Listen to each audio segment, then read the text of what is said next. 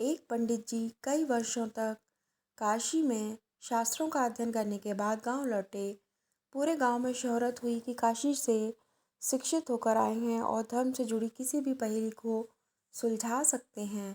शोहरत सुनकर एक किसान उनके पास आया और उनसे पूछ लिया, पंडित जी आप हमें यह बताइए कि पाप का गुरु कौन है। प्रश्न सुनकर पंडित जी चकरा गए। उन्होंने धर्म व आध्यात्मिक गुरु तो सुने थे, लेकिन पाप का भी गुरु होता है, यह उनकी समझ और ज्ञान के बाहर था। पंडित जी को लगा कि उनका अध्ययन अभी अधूरा रह गया है। वे फिर काशी लौटे, अनेक गुरुओं से मिले, लेकिन उन्हें किसान के सवाल का जवाब नहीं मिला। अचानक एक दिन उनकी मुलाकात एक वेश्या से हो गई।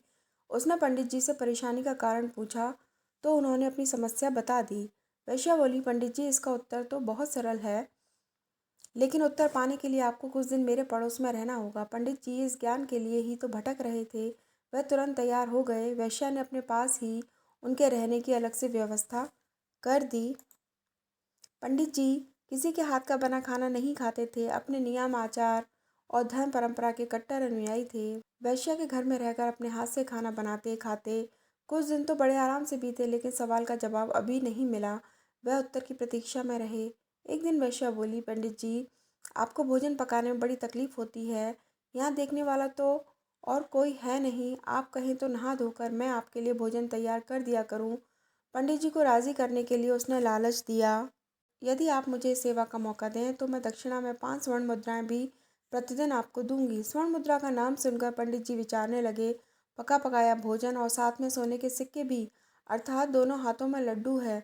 पंडित जी ने अपना नियम, व्रत, आचार विचार, धर्म सब कुछ भूल गए। उन्होंने कहा, तुम्हारी जैसी इच्छा, बस विशेष ध्यान रखना कि मेरे कमरे में आते जाते तुम्हें कोई देखे नहीं। पहले ही दिन कई प्रकार के पकवान बनाकर उसने पंडित जी के सामने परोस दिए, पर ज्यों ही पंडित जी ने खाना चाहा, उसने सामने से परोसी हुई थाली खींच ली। इस पर पंडित जी क्रुद्ध हो गए और बोले, यह क्या मजाक है। वैश्या ने कहा, यह मजाक नहीं है पंडित जी, यह तो आपके प्रश्न का उत्तर है।